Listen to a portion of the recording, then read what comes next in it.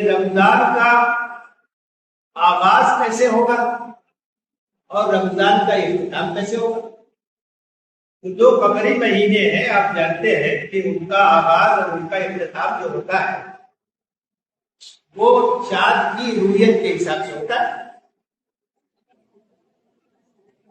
चुनांचे नबी सल्लल्लाहु अलैहि वसल्लम ने रोजों के सिलसिले फरमाया है, सूमू लिरुयतिही व अफ्तिरू लिरुयतिही। जब चांद नजर आ जाए तो रोजा शुरू कर दो, यानी जब रमजान का चांद दिखाई दे तो रोजा शुरू करो, और जब शव्वाल का चांद दिखाई दे तो रमजान खत्म हो जाए। तो रमजान का आगाज, रमजान का इख्तिताम, इसका दारोमदार किस पर है? रूयत हिलाल। अच्छा, अब आपने एक फितरी तरीका बताया कि उसे देखो। एक ऐसी चीज है जो हर जगह कहीं भी मुसलमान हो चांद देखने की कोशिश करेंगे। 29 तारीख को अगर चांद हो गया तो महीने शुरू हो जाएगा, और अगर चांद नहीं हुआ तो फिर 30 तारीख पूरी की जाएगी। 29 शाबान को चांद नहीं नजर आए तो फिर क्या करेंगे? महीना 30 का होगा, और कमरी महीना या तो 29 का होता है या 30 का होता है। जब 30 दिन पूरे हो गए तो नया महीना शुरू हो जाएगा। अब देखने के लिए हम क्या करते हैं? देखने के लिए जाहिर है कि जो फितरी तौर से हमको अल्लाह ताला ने आंख दिया है उसका इस्तेमाल करते हैं। कुछ जदीद आलात भी है, जैसे दूरबीन से देखना। तो चांद देखने के लिए दूरबीन का इस्तेमाल करना, इसमें कोई हर्ज नहीं, क्योंकि चाहे दूरबीन हो चाहे हम अपनी आंख से देखें, चांद अगर होगा तभी नजर आए। चांद अगर नहीं है तो दूरबीन से भी नजर नहीं आएगा।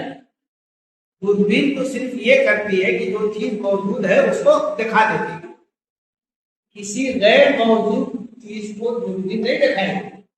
तो आपने देखा होगा सऊदी वगैरह से फोटो आता है, दूरबीन से देख रहे हैं, जगह बनी हुई है वहां से जाकर के देख रहे हैं, कोई हर्ज की बात। जैसे किसी आदमी की बीनाई कमजोर है तो चश्मे का इस्तेमाल करता है, कोई बात नहीं। तो टेक्नोलॉजी ने जो है दूरबीन की इजाद की है, उसकी भी मदद लीजिए। तो अगर इस सिलसिले में दूरबीन की मदद ले तो इसमें कोई हर्ज नहीं। अब इसमें एक मसला आता है कि क्या फलकियात का जो हिसाब है उसके कैलकुलेशन के जरिए से महीना शुरू हो जाए, महीना खत्म हो जाए। जो लोग फलकियात के माहिर हिसाब लगा के बताते हैं चांद कब होगा कब नहीं होगा,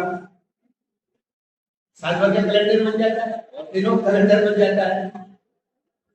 तो शरीयत में फलकी हिसाब का एतबार नहीं किया गया। तो एक नेचुरल चीज है, चांद देखो, चांद देख करके रोजा शुरू करो और चांद देख करके रोजा खत्म करो। तो ये जो फलकियात का हिसाब है इसके जरिए से, कैलकुलेशन के जरिए से ये फैसला नहीं किया जाएगा, ये फैसला रूयत के जरिए किया जाएगा।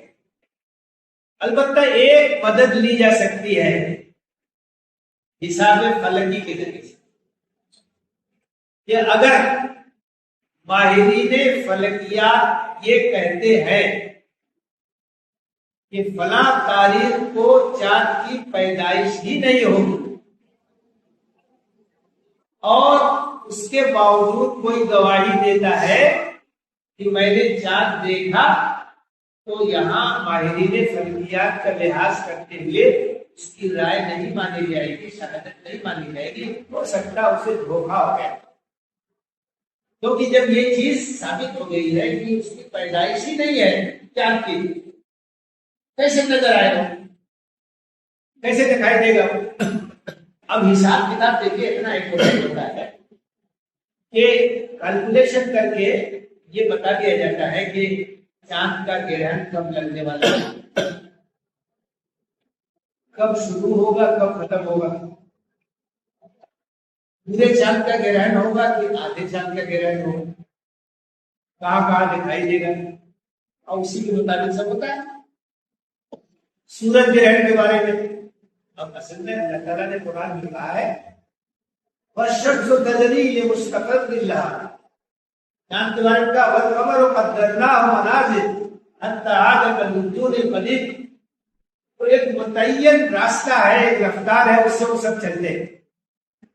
तो आप टेक्नोलॉजी ने बहुत तरक्की की है, उसका कैलकुलेशन हो जाता है, उसके लिहाज से मालूम हो जाता है कि ग्रहण कब होने वाला है, कब शुरू होगा, कब खत्म होगा, कहाँ दिखाई देगा, कहाँ नहीं दिखाई देगा। तो हिसाब फल्कियात से ये मदद ली जा सकती कि अगर माहिरीन फल्कियात ने ये कहा फलां तारीख को चांद की पैदाइश ही नहीं है और उस दिन कोई आगे गवाही दे रहा है कि हमने चांद देखा है, तो ये समझा जाएगा कुछ होगा।